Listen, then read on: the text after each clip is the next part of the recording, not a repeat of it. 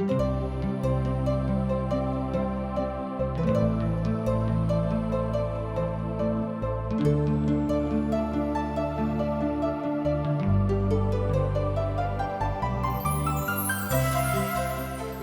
कहै छथि कि पापक मजूरी तो मृत्यु अछि, मुदा परमेश्वर के वचन हमरा प्रभु यीशु मसीह में अनंत जीवन अछि।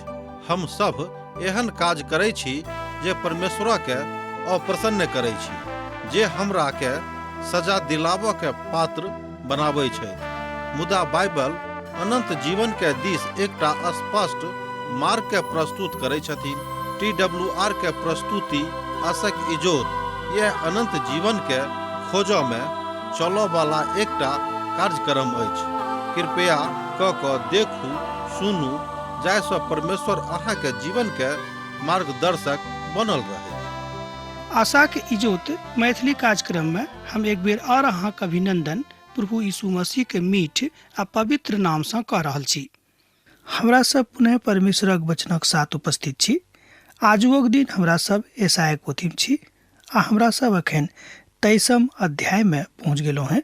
अर्थात आजुक दिन हमरा सब 23 अध्याय के अध्ययन करबाक लेल उपस्थित भेलो हैं। ए अध्याय में हमरा सब 11 अर्थात ए खंड के आखिरी बोझाक देखब जे राष्ट्र के प्रतिपक्ष में आबैत अछि।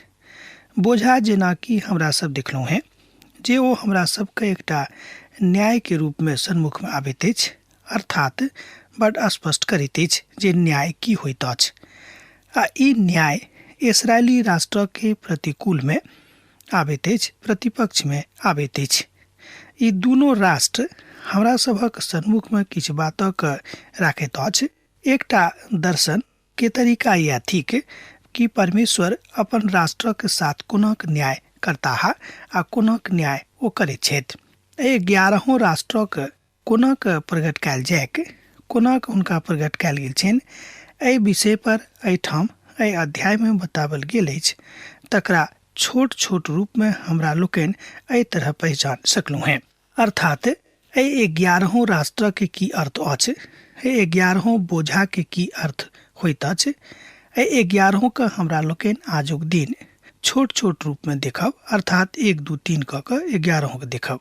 अब आओ हमरा सब 11 बोझा के एक एक क देखबे। प्रथम अछि अर्थात पहिल अछि बेबीलोन, जे मिथ्या धर्म के आर आकार के पूजा के दिस इशारा करैत अछि। तकरा बाद एही बातों को प्रतिनिधित्व से हो करैत अछि, अर्थात संसारक ऊपर खाली वस्तु के भौतिकता के आधार पर राज नहीं कल जा सकै छै। अब तो अहाँ बुझ गेल होबे कि प्रथम बोझ की रहे। अब हमरा लोग दोसर बोझा के देखे छी, ओकर अर्थ की होइत अछि। फलिस्तीन सत्य के अब सच्चा धर्म के प्रतीक अछि, जे कालांतर में प्रेरितक रूप में उभर क सन्मुख में आबित अछि। आजुक युग में आजुक मंडली में किछ मसीह सब एहन छथि वा होइत छथि जे एहि लोकाचारी के नहीं बुझैत छथिन, जे मसीही लोकाचारी के प्रति उदासीन रहैत छथि। दोसर गप में जे मसीह के महिमा का अपन जिंदगी से नहीं करैत छथि, ई दोसर गप यह भेल। अब हमरा लोकनि एहि बोझा के तेसर रूप के देखब। तेसर रूप थिक मुआब, अर्थात तेसर भेल मुआब। सामान्यतः एहि बातक एहि विषय के धर्म के विषय में जोड़ल जाइत अछि। औपचारिकता यह थिक, अर्थात एहि में धर्म कम औपचारिकता बेसी रहैत अछि। एहि विषय के हमरा लोकनि तेसर बिंदु में देखै छी। ओ समस्त बातक समस्त विषय के बताबैत छथि। हमरा में से बहुत केओ ओहि बातक एठाम एहि रीति पर राखैत छथिन। आ जे मंडली प्रभु के विश्वास करैत अछि, ओ अपन कथा के एहि बातक मानैत छथि कि प्रभु सबकी छथि। आ जे केओ नहीं मानैत छथि, ओ अनेरे इमर उमर घुरियाबैत रहैत छथिन। चारिम बात जे अछि एहि बात में ओ थिक दशमिक। जे चारिम बोझ अछि ओ समझौता के विषय में बताबैत अछि। जे नीक कलिसिया थिक, ओ प्रभु में ओहि बातक अपन महिमा के बताबैत छथि, जे ओ अपन कथा कोना के लोकक सन्मुख में राखैत छथिन, अर्थात ई भेल हुनक चारिम बोझ। एहि तरह हमरा लोकनि आगाँ बढ़ैत अब हमरा लोकनि पांचम बातक देखै छी। पाँचम बात ओहि बातक कहैत अछि जे मिशन अर्थात उद्देश्य के परिचय अछि, अर्थात हमरा सभक ओहि कथा के बुझबाक अछि जे वचनक दिस इशारा करैत अछि। पाँचम बात अर्थात पाँचम बोझ यह भेल। अब हमरा लोकनि छठम बात अर्थात छठम बोझक देखब। ओ थिक मिस्र जे दुनिया के प्रतीक अछि। ध्यान देबै, मिस्र जे दुनिया के प्रतीक अछि, दुनिया के अवधारणा अछि, ओ अपन कथा के बताबैत छथि।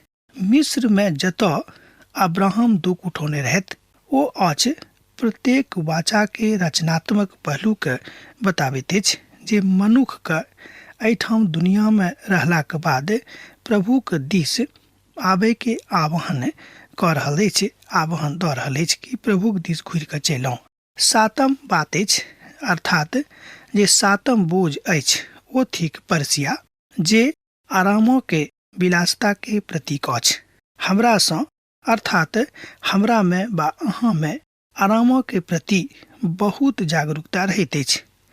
एहि संसार में बहुत लोग आराम तलब छथि, हुनका आराम करनाइ बड़ नीक लागैत छनि। ओ चाहैत छथिन जे हम आरामे करैत रही, कोनो काज नहीं करी। ई बड़ अद्भुत कथा अछि मनुष्य जाति के वृत्ति में अर्थात मनोवृत्ति में, मनुखक वृत्ति में आराम एकटा महत्वपूर्ण तथ्य अछि जे मनुख के दैहिक रूपे कमजोर कऽ दैत अछि, और आराम तलबी बनला से मनुख प्रभु से अलग भऽ जाइत अछि। आठम बात अछि एदोम अर्थात दैहिक अवस्था के बताबैत अछि। एदोम जे बोझ अछि ओ दैहिक अवस्था के बताबैत अछि। बहुत दिन आजुक काल में दैहिक अवस्था में बिताबैत छथि। आगाँ देखियौ, आजुक लोगक एहन व्यवस्था छनि, आजुक जुगक लोग एहन छथि जे बहुत दिन अपन जिंदगी के दैहिक अवस्था में बिताबैत छथिन। एहि बातक अहाँ नीक सँ बुझैत हेबै। हम सोचै छी अहाँ बुझि गेल हेबै कि लोग दैहिक अवस्था में रहऽ चाहैत छथि, हुनका प्रभु सँ कोनो मतलब नहीं छनि। अब हमरा लोकनि नवम बोझक देखब। ओ बोझ थिक अरबिया अर्थात ई शब्द युद्धक विषय में बताबैत अछि। अरबिया युद्ध के प्रतीक अछि। हमरा सभक एहि बातक जनबाक अछि कि प्रभु के वचन जे हमरा लोकनि देखैत छी और ईसाया के काल में एहि बातक जहन प्रभु हुनका कहलनि तो हमरा सब गोटे के बता रहल छथि। कियाक तऽ मौस आ हाड़ दुनो दुनिया के विषय में बताबैत अछि कि ओ समृद्धि हुएक कि ओ आर कोनो बात हुएक, मुदा हुनक संबंध दुनिया सँ रहैत अछि। लोक एहि संसार में लड़ैत लड़ैत दुनियावी बातक प्राप्त करबाक कोशिश में रहैत रहैत स्वयं के कमजोर कऽ दैत छथि। यह बड़ उचित गप नहीं लागल। तकरा बाद हमरा लोकनि देखैत छी दसम बातक जे दर्शनक घाटी अछि, अर्थात जे यरूशलेमक प्रतीक अछि। दोसर शब्द में दर्शनक घाटी यरूशलेमक प्रतीक अछि। मुदा ई बात धर्मक विषय में नहीं कहैत अछि, मुदा ई बात धार्मिकता के कथा के और आगाँ लऽ जा कऽ कहैत अछि कि अहाँ अपन धार्मिकता के और आगाँ लऽ जाउ। एहिठाम धार्मिकता दोसर गप थिक, आत्मिक गप थिक, कोनो एम्हर उम्हर वाला बात नहीं थिक। कियाक तऽ बहुत बेर हमरा लोकनि एहि बातक एम्हर उम्हर लऽ जा कऽ बुझैत छी। तकरा बाद जे 11म बात थिक ओ थिक टायरे। बड़ पैघ बातक वाणिज्यक ऋणक एहि विषय में बताबैत अछि, अर्थात ओहि दिस इशारा करैत अछि कि लोक ऋण लऽ लैत छथि, एहि कारणे हुनक मन हुनक दिन दुनू भारी भऽ जाइत छनि। ओ अपन कथा के अपन जिंदगी के बहुत नीक रीति सँ बिताबऽ में सफल नहीं होइत छथि। ओ अपन महिमा के व्यक्त करैत छथि। राजा हिराम जे तैरसक राजा रहथि, ओ दाऊद के बड़ नजदीकी मित्र छलाह। अब जहन अहाँ एहि बातक जानै छी तऽ अहाँ बुझि सकलहुँ हैं कि ई बात इशारा करैत अछि कि अहाँ के मिताई में प्रभु सँ अलग होयबाक आवश्यकता नहीं थिक। एजेकियलक पोथी तकर 26 अध्याय एही बातक बताबैत अछि, एही बातक कथा करैत अछि। कृपा प्रभु अछि। एहि बातक के अभिव्यक्ति हमरा लोकनि पवित्र पोथी बाइबिल में देखै छी। कथा तऽ ओ बता रहल अछि। तहन लजेबा के कोनो आवश्यकता नहीं थिक। जहन हाँ प्रभु यीशु मसीह का अपन जिंदगी में अपन उद्धारकर्ता के रूप में ग्रहण कर लेलहुँ हैं तब प्रभु के संगे लागल रहूँ, वो अहाँ के समस्या के समाधान थिकाहा। शोर करऽ के विषय में भारी वचन, हे तरसीसक जहाज सब हाय हाय करू, कियाक त ओ उजड़ गेल, ओतऽ नहीं तो कोनो घर आ नहि ओ शरणक स्थान अछि। यह बात हुनका कतेक दिस सँ भेटल गेल छनि वा प्रकट कयल गेल छनि। हमरा लोकनि एहि बातक ईसाया पोथी तकर 23 अध्याय के 1 पद में देखै छी। एहिठाम तस्वीर अछि जे तरसीस सँ जहाज गाम पर आबि रहल छल। ओतऽ एहिठाम हमरा लोकनि देख छी कि ओतऽ फलिस्तीनी लोकक एकटा उपदेशक जे एहि रीति से बातक देखैत छथि जे मनुख के प्रभु के दिस आनैत अछि। हुनका सभक लग वचन आबि रहल छलनि, जेनाकि आजुक दिन हमरा सभक लग वचन आबि रहल अछि। तरसीस त एहि बातक बताबैत अछि कि हुनका सम्हरि कऽ आगाँ लऽ जेबाक छनि। जिंदगी रूपी जहाज के जे हमरा लोकनि चला रहल छी बहुत सावधानी के साथ चलेबाक अछि। ओ अपन बातक एहि रीति सँ बाजि रहल छथि, बिता नहि दियौक अनेरे उमिर, मुदा प्रभुक संगे अपन उमेर के बिताबियौक, कियाक त ओ अपन बातक अपन विधा के जानैत छथि। ओ जहाजक बंदरगाह ओतऽ रहैक, मुदा ओ अपन विधा के एहि रीति सँ बुझैत छलाह। आगाँ हमरा लोकनि एहि अध्याय के अर्थात 23 अध्याय के 2 पद में देखै छी, हे समुद्र के कछार पर रहऽ वाला, जिनका समुद्र के पार जावऽ वाला सिबोनी व्यापारी सब धाम सँ भरि देने अछि, चुप रहूँ। एहि तरह हमरा लोकनि एहिठाम देखै छी 2 पद में, हमरा संगे देखियौ, हे समुद्र के कछार पर रहऽ वाला, जिनका समुद्र के पार जाय वाला सिबोनी व्यापारी सब धन सँ भरि देने अछि, चुप रहूँ। इतना हमरा लोकनि देखै छी कि बहुत बेर मनुख धनक अवस्था में आबि कऽ, धनक लोभ में पड़ि कऽ, धनक अवधान में आबि कऽ, धनक छाँ में पड़ि कऽ, धनक लोभ में पड़ि कऽ, धनक व्यामोह में पड़ि कऽ मनुख परमेश्वर सँ अलग भऽ जाइत छथि। तैं हुनक आवश्यकता छनि, हमर आवश्यकता अछि कि एहि तरहक मनोवृत्ति के पैदा अपना जिंदगी में नहीं हुआ दिक, कियाक त एहि तरहक मनोवृत्ति मनुख के परमेश्वर सँ अलग कऽ दैत अछि। जिदौन कहियोक वा सदोम, ई स्थान तरसीसक कछार पर सँ 30 मीलक दूरी पर अछि। सदोम आ तरसीसक लगभग एके संगे चलैत अछि। जेना कि हमरा लोकनि कह बाजि सकलहुँ हैं कि सतुआ आ नून दोनों एक दोसर गोटे के पर्याय अछि। नूनक बिनु सतुआ आ सतुआक बिनु नून व्यर्थ भऽ जायत। एही तरह हमरा लोकनि एहिठाम देखैत छी। एहिठाम हमरा लोकनि आगाँ देखैत छी कि फिनीसोनिया मौसक बड्ड महत्वपूर्ण नगर छल। तरसीस एकटा बड्ड महान नगर छलिक जे बड्ड उत्तम बाचा के कहैत अछि। सदोम वह स्थान अछि जतऽ सँ अखन कच्चा तेल लोक लग आबैत अछि। हमरा लोकनि बहुत बातक देखै छी जे बात पवित्र पोथी में अछि, तकर ऐतिहासिक पृष्ठभूमि, तकर ऐतिहासिक प्रमाण एखनो भेटैत अछि। सीहोरक अन्न आमोर नील नदी के लग में उपजऽ वाला महासागरक बाट सँ हुनका भेटैत रहनि, कियाक त ओ और जाति के लेल व्यापारक स्थान छल। ए बातक हमरा लोकनि एहि पोथी के 23 अध्याय के 3 पद में देखैत छी, अर्थात ईसाया के पोथी 23 अध्याय तकर 3 पदक जँ अहाँ देखबै तऽ एहि बातक अहाँ ओहिठाम देख सकलहुँ हैं। सीहोर शब्दक अर्थ अछि कायर, आ ई शब्दक नील नदी के ऊपरक हिस्सा के बताबैत अछि। एक बेर आर सुनियौ, सीहोर शब्दक अर्थ होइत अछि कायर, आ ई शब्द नील नदी के ऊपरका हिस्सा के बताबैत अछि, जकर कछार पर मीदा नदी के कछार पर बैसल अछि। कियाक त नील नदी मिस्रक कछार दऽ कऽ और कतौ ओहिठाम सँ दऽ कऽ जाइत अछि आ हुनका एम्हर ओम्हर कऽ दैत छनि। एहि तरह हमरा लोकनि देखैत छी कि परमेश्वर जतऽ अपन लोक के राखैत छथि ओ तऽ हुनका लेल ओ उपाय सेहो कऽ दैत छथिन।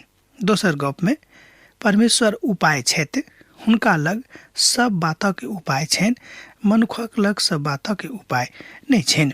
हे सीदोन लज्जित नहीं हो, आगाँ एहि तरह बतायल गेल अछि, हे सीदोन लज्जित नहीं हो। ए बातक हमरा लोकनि एहिठाम यशायाहक पोथी 23 अध्याय आ तकर 4 पद में देखै छी। ओतऽ एहि तरह बतायल गेल अछि, हे सीदोन लाज नहीं करू, कियाक तऽ समुद्र अर्थात समुद्रक दृढ़ स्थान एहि कथाक बाजने अछि। हम नहीं तऽ कहियो जानब आ पीड़ाक जानलहुँ हैं, आ नहीं नेन्हक जन्म दिलहुँ हैं, आ नहीं तऽ बेटा जे सालो नहीं अछि, ने बेटी सेहो पोसलहुँ हैं। एहि तरह ओ बाजि रहल छथि कि हमरा एहि तरहक कोनो अनुभव नहीं अछि, कियाक तऽ हमरा लग धिया पुता बेटा वा बेटी नहीं अछि। एहिठाम एकटा सलाह अछि, बा देबल गेल अछि जे तरसीस सीदोनक बेटी अछि। इतिहासक नगर में ई बात बड़ पक्का अछि। ए बातक अहाँ बुझि सकलहुँ हैं कि ऐतिहासिक पृष्ठभूमि में, ऐतिहासिक परिप्रेक्ष्य में ई बात बड़ सत्य अछि। आ जहन सोरोक समाचार मिस्र में पहुँचे तहन ओ सुनि कऽ ओकरा करे में पड़ता है। एहि बातक हमरा लोकनि एहिठाम यशायाहक पोथी 23 अध्याय के 5 पद में देख सकलहुँ पढ़ि कऽ। तहन हमरा संगे 5 पदक पढ़ियौक। आ जहन सोरोक समाचार मिस्र में पहुँचे तहन ओ सुनि कऽ सौ कटे में पड़ता है, अर्थात सुनि कऽ ओ संकट में पड़ जेता है। तरसीसक विनाश मिस्रक आर्थिक दशा के नष्ट कऽ देलकिक। ए बातक हमरा लोकनि एहिठाम एहि पद से बुझि सकलहुँ हैं। एक बेर आर देखियौक, तरसीसक विनाश मिस्रक आर्थिक दशा के नष्ट कऽ देलकिक। हे समुद्रक कछार परक रहबला, आगाँ एना एहि तरह पवित्र वचन में कहल गेल अछि, यशायाहक पोथी 23 अध्याय के 7 पद में, हे समुद्रक कछार पर रहबला हाय हाय करू, पार भऽ कऽ तरसीसक दिस जाऊँ। कोनो वाणिज्यिक केंद्र नगरीक लेल ओहि बातक आ इतिहासक बताबैत अछि। ई कोनो हास परिहासक कथा नहीं अछि आ नहीं भऽ सकैछ। आ ई सबटा कथा मौस आ हाड़क भऽ जाइत अछि। आ जे आनंद मनाबे वाला नगर छल ओ अब अपना अंतिम कगार पर छैक। अब आगाँ 8 पदक हमरा लोकनि देखबै। जँ अहाँक लग पवित्र पोथी बाइबिल अछि तऽ हमरा संगे अहूँ एहि बातक देखियौ के। सोर जे राजा सभक गद्दी पर बसबैत छलैक, जिन्हक व्यापारी हाकिम छलाह और जिन्हक महाजन धरती भरि में प्रतिष्ठित छलाह, हुनका विरोध में केहन युक्ति कयने छथि। यशायाहक पोथी 23 अध्याय तकर 8 पद एहि बातक अभिव्यक्ति करैत अछि। आ जाहि बातक सलाह पद 4 में देवल गेल छल, ओही बातक एहिठाम प्रकाशन कयल गेल अछि। अर्थात सोर आ सदोमक बेटी अछि। सदोम बड़ पुरान नगर छल और ओतऽ बहुत धनिक व्यापारी सब छलाह। सोर अपन इज्जत दऽ रहल छली। एहिठाम एहि बातक आनंदक दिश नहीं देखल जा सकै छै। ई दुनू बात एहिठाम एक दोसर गोटे के प्रतीकात्मक लागैत अछि। एक बेर हमरा संगे एही पोथी के 23 अध्याय के 8 पदक देखियौक। सोर जे राजा सभक गद्दी पर बसबैत छलाक, जिन्हक व्यापारी हाकिम छलाह और जिन्हक महाजन धरती भरि में प्रतिष्ठित छलाह, हुनका विरोध में केहन युक्ति कयने छथि। एहिठाम एकटा बड़ पैघ प्रश्नवाचक चिन्ह अछि। ई एहि बातक बताबैत अछि कि मनुख कोना कऽ स्वयं कऽ सम्हारि कऽ राखि सकैत छथि। धन एकटा एहन वस्तु अछि, धन एकटा एहन व्यामोह अछि, धन एकटा एहन माया के जाल अछि कि एहिमे फँसि कऽ मनुख अपन सृष्टिकर्तासँ, अपन उद्धारकर्तासँ, अपन प्रभुसँ फरक भऽ जाइत छथि। यशायाहक पोथी तकर 23 अध्याय 9 पद एही बातक दिस इशारा करैत अछि। सेनाक प्रभुए केहन युक्ति कयने छलाह, जे समस्त गोरखक घमंड कऽ तुच्छ कऽ देतेक और धरती परक प्रतिष्ठितक अपमान करबैकी। एहि बातक हमरा लोकनि एहिठाम 23 अध्याय के 9 पद में पढ़ि कऽ देख सकैत छी। तऽ ई परमेश्वर छलाह जे सोर नगरी के नष्ट होयबाक बातक पक्का कऽ देने रहथि। ओ कोनो बातक अनेरे एम्हर ओम्हर कऽ कऽ नहि बताबैत छथि। लोक स्वयं सोरक नाशक लेल जिम्मेवार छलाह। दोसर गपमे सोरक नाशक लेल स्वयं ओहिठामक लोक जिम्मेवार रहैत।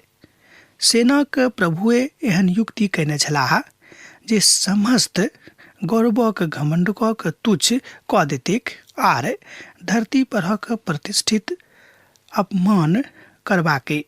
एहि बातक हमरा लोकनि एहिठाम देखलहुँ 23 अध्याय के 9 पद में प्रभु परमेश्वर एहि बातक जानैत छथि कि मनुख हुनका बिनु किछु नहि कऽ सकैत छथि। यूहन्नाक रचल सुसमाचार में हमरा लोकनि एहि बातक देखने छी कि प्रभु के बिनु यीशु के बिनु हमरा लोकनि किछु नहि कऽ सकलहुँ हैं। मनुखक बुद्धि मनुखक ज्ञान मिथ्या भऽ जाइ छै जहन हमरा सब एहि बातक नहि जानैत छी। ईसायाक पोथी तकर 23 अध्याय आ 10 पद। एहिठाम हमरा लोकनि एहि तरह देखै छी, हे तरसीसक निवासी, नील नदीक जकाँ अपन देश में पसरि जाउ, अब किछु बंधन नहि रहल। एहि बातक हमरा लोकनि एहिठाम 10 पद में देखै छी, नील नदी के पानि छपकैत रहेक, ओ कछार धरि आबैत रहेक, नदी उपला गेल रहेक। तरसीस तऽ मुक्त अछि, हुनका जे करबाक अछि से ओ कऽ सकैत छै। अर्थात प्रभु अब अहाँके संगे छथि, प्रभु अब अहाँसँ गप कऽ रहल छथि, प्रभु अब अहाँके संगे बाजि रहल छथि। आब अहाँ जे बाजियो से अहाँ कऽ सकलहुँ हैं। आर ओ कहलनि, हे सीदोन, हे भ्रष्ट कैल कुमारी, अहाँ पुनः प्रसन्न होयबाक नहि छी। उठू, पार भऽ कऽ भित्तिक सभक लग में जाउ, मुदा ओतऽ अहाँके चैन नहि भेटत। एहि बातक हमरा लोकनि एहिठाम ईसायाक पोथी 23 अध्याय आ तकर 12 पद में देखै छी। जाबे धरि प्रभु अहाँके संगे नहि रहता, जाबे धरि प्रभु अहाँके संगे विराजमान नहि हेता, ताबे धरि अहाँ ई काज नहि कऽ सकलहुँ हैं। एहिठाम वही बातक बाजल गेल अछि जे जाय बातक पद 4 में हमरा लोकनि देखैत छी बा ओतऽ जे बात कहल गेल अछि। हमरा लोकनि एहिठाम देखैत छी कि कासिदी एहि बातक दिस आगाँ लऽ जाइत छथि। अब आजुक अध्ययन हमरा एही ठाम अहाँ समाप्त करबाक आज्ञा दिअ, किएक तऽ अहाँसँ विदा होइके हमर बेरा भऽ रहल अछि। जेना अहाँ सब हमरा एहिठाम लिखैत रहैत छी, लिखैत रहब, हमरा बिसरायब नहि। यीशुक नेह अहाँके जिंदगी में बनल रहेक। आमीन। हमर विश्वास अछि कि ई कार्यक्रम अहाँके लेल लाभदायक सिद्ध अछि। हम चाहै छी कि अहाँ अपन आशीषके हमरा संग साझा करू। जँ अहाँ के नजीक बाइबलसँ आ जीवनसँ संबंधित कोनो प्रकारके प्रश्न भऽ सकै अछि तऽ अपन समस्याके लेल प्रार्थना करबाके लेल जँ चाहै छी तऽ हमरा फोन नंबर पर जरूर संपर्क कऽ सकै छी। परमेश्वर अहाँ सबके लेल एकटा सुंदर, सुखद, आनंदित दिन प्रदान करै।